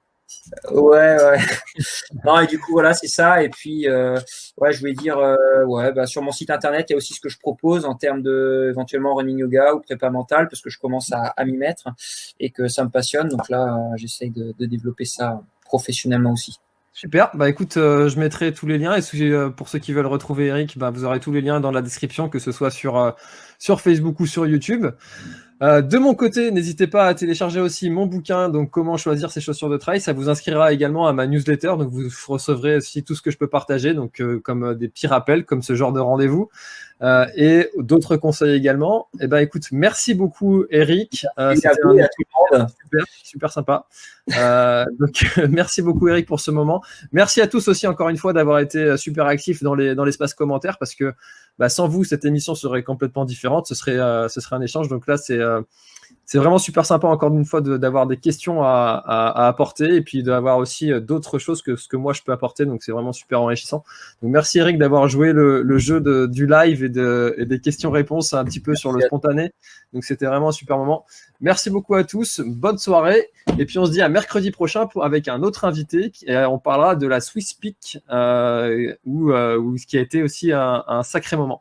Bonne soirée à tous et à mercredi prochain. Bye bye. Merci d'avoir écouté cet épisode jusqu'au bout. Si tu es encore là, c'est sûrement que l'épisode t'a plu. Donc n'hésite pas à le faire savoir autour de toi et à t'abonner pour ne louper aucun épisode. J'ai mis tous les liens dans la description, donc n'hésite pas à y jeter un œil. À la semaine prochaine. Bye bye.